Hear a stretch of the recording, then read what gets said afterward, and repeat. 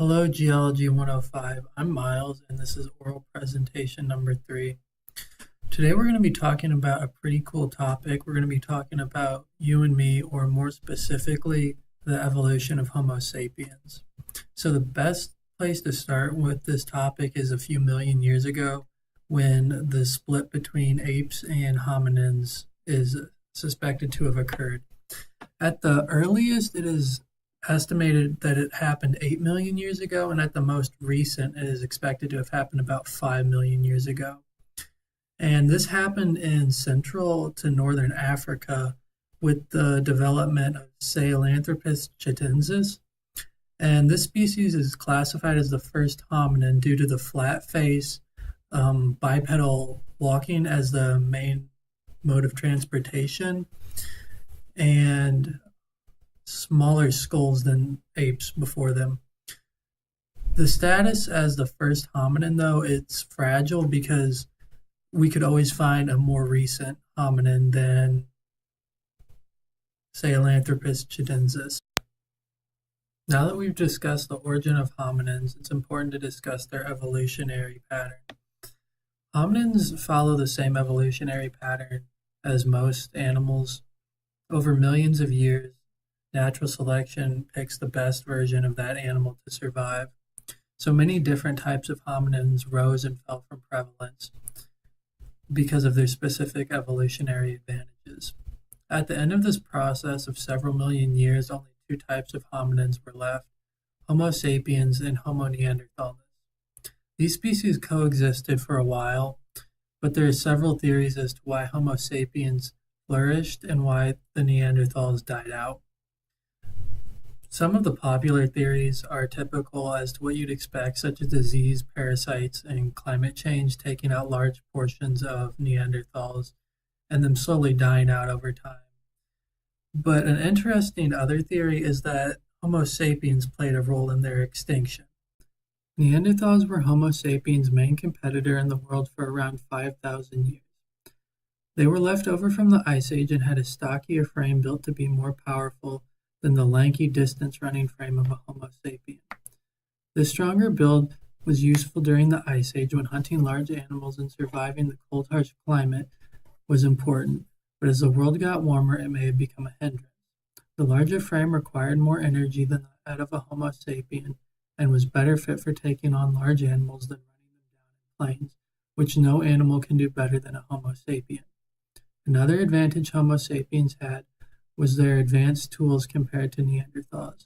Homo sapiens' tools were better crafted, especially those for hunting. Their spears were designed to be thrown, whereas Neanderthals' spears were designed for close-quarters stabbing. This means Neanderthals must engage in a dangerous situation while hunting, opening themselves up to an attack, while Homo sapiens could maintain distance. This was extremely important as even minor energies would be fatal without any knowledge of medical care. Homo sapiens also traveled in larger groups, which provided many advantages. Larger groups would make hunting animals far easier as well as provide protection. If conflict ever did arise between a group of Neanderthals and Homo sapiens, it is likely the Homo sapiens would win a majority of the time due to these larger groups and better weapons. It is also likely Homo sapiens had a more advanced culture, as excavations have revealed primitive cave drawings and instruments. Over time, it is likely that the superiority of Homo sapiens in the world of numbers and weapons would help drive Neanderthals towards extinction. However, it is not all death and despair for Neanderthals, as it is thought crossbreeding may have occurred. Now that we have some reasons Homo sapiens may have become the last hominin, let's talk about how they spread.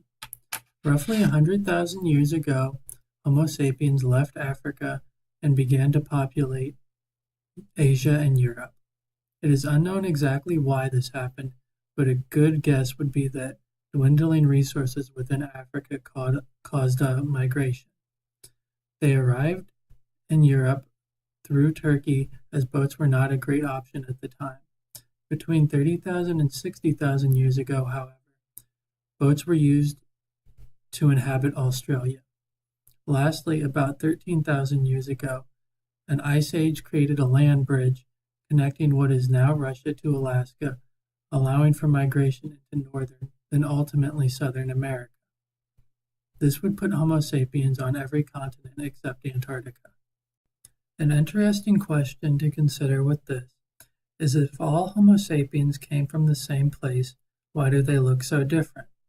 There are two primary features which change within the human population: skin color and facial features. I specify skin color instead of race, as race is a social construct and not based solely on genetic differentiation. Instead, it is an adaptive trait within humans. In more open areas such as the African plains, humans developed skin with more melanin to protect from the harsh sun. In Eurasia, they developed lighter skin to better absorb vitamin D and build stronger bones. However, there is another odd trait that can change skin color. Diets with high levels of vitamin D, such as those of native Alaskans, allow for them to maintain darker complexion and low UV areas. Now on to facial structures. Many animals use methods such as smell or vocalization to identify each other. However, humans are not as keen with this ability. Instead, they are outstandingly good at recognizing facial features. This phenomenon, when studied, revealed that natural selection, possibly driven by social constructs, made the genes responsible for facial traits far more variable than those responsible for something such as height. This higher level of variation is what allows for the human faces to appear so different. Now that we've explained how humans spread throughout the world, the logical question is, how did we go from hunters and gatherers to rocket engineers? Although it would be nice to just assume that Homo sapiens were light years more intelligent than previous hominins, that would probably be a misstep. What allowed for Homo sapiens to develop a level so unimaginably complex compared to every other animal ever to exist comes from a seemingly simple idea: the ability to pass knowledge, also known as collective learning. A normal animal may acquire a large amount of knowledge throughout its life, such as what animals or plants are safe to eat, how to hunt, but besides passing some of this to its offspring when it dies, its knowledge is lost. Humans went around the system passing information from one generation to the next as much as they could. This information would become compounded by each generation, making the newer one slightly more informed than the previous, building what would eventually become a grand exponential explosion of development. As more and more humans began to populate the world, the effect would also become greater, as there would be more people contributing to the wealth of knowledge acquired by Homo sapiens. This fabulous, unique ability to humans is a result of the advanced language systems they developed. Although other animals can communicate, none can do so with as much detail and precision as humans, even able to express abstract ideas in great detail. With the grandest tool of Homo sapiens now revealed, I feel it is appropriate to use these final moments to add detail and life to the steps between modern Homo sapiens and our ancestors who roamed from place to place. Once humans had spread across the world, it would only be a matter of time before they were the dominant force everywhere, each generation slightly better equipped than the last to make groundbreaking discoveries in technology. About 12,000 years ago, hunting and gathering would give way to agriculture. Agriculture would allow for a few people to feed the many, which in turn would allow for specialization of skill sets. Professional soldiers, craftsmen, traders, thinkers, and many more now had the opportunity to flourish.